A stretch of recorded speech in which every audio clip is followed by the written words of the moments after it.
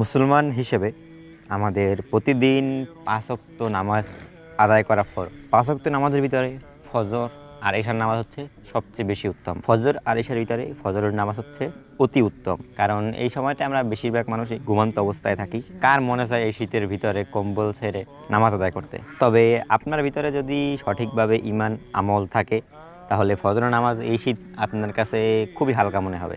আর আমি ফজরের নামাজের পর বেশ কিছু অ্যাক্টিভিটিস করি যেগুলো আপনাদেরও জানা উচিত। ফজরের নামাজ সবসময় চেষ্টা করবেন জামাতের সাথে আদায় করার, যেটা আমি করতেছি। আর নামাজ শেষে মোবাইল হোক অথবা কোরআন শরীফ আপনারা 10 থেকে 15 বিষয়াত হলেও পড়ার চেষ্টা করবেন। আর আমি এতটুকু কাজ করা শেষে মসজিদ থেকে বের হই। বের হওয়ার পরে বাইরে কিছুক্ষণ হাঁটাহাঁটি করি। বর্তমানে কিন্তু অনেক ভালোই ঠান্ডা পড়তে আছে, এই জন্য বাইরে হাঁটা দেওয়া একটু মুশকিল। গরমের সিজনে আর কি অনেক হাঁটতাম, তবে এখন আর ওইরকম হাঁটা হয় না।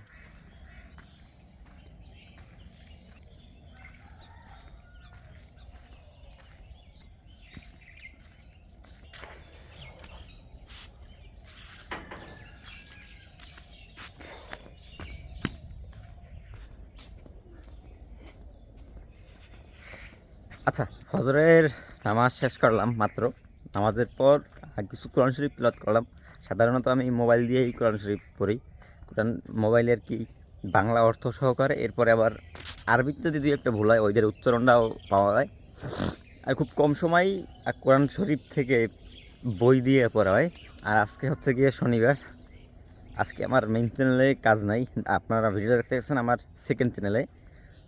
গতকালকে মেন চ্যানেলে শ্যুট ছিল, তো ফজরের নামাজের পরে আপনার রিচার্জে বয়ে গেছি কি ভিডিওটা করব, ভিডিওর টপিক কি, রিচার্জ, স্ক্রিপ্টিং। তো এক এক দিন আর কি এক এক রকম হয়ে যায় কাজ। এখন আজকে ভিডিও নাই, এখন একটু রিল্যাক্স করব। এই সামনে আটতে আসি, ঘরে যাবো। এখন ঘরে যাই কিছু খামোটামো নাস্তা করি, নাস্তা করে খেতে খেতে বেলা 7টার মতো বাজে দিবে।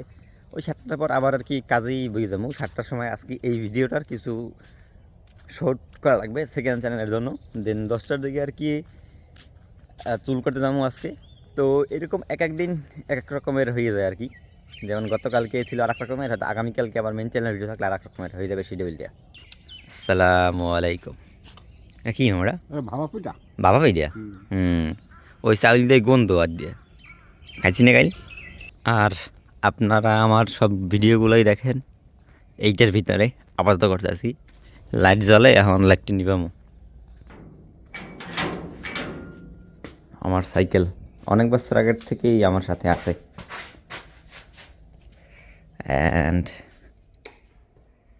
চলে আসলাম, এইখানে কিছু প্রোডাক্টও আছে।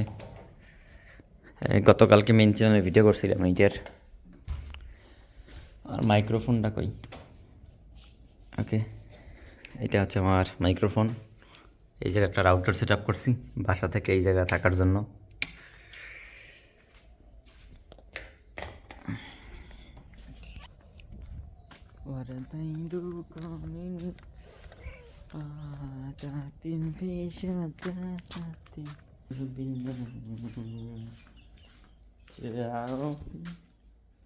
আরে মা, তুমি তো এই মোবাইল শেষ হয়ে গেলা।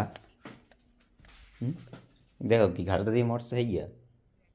হুম হুম একটা সব আছে। সেটের সভা, খালেদা জিয়ার সভা।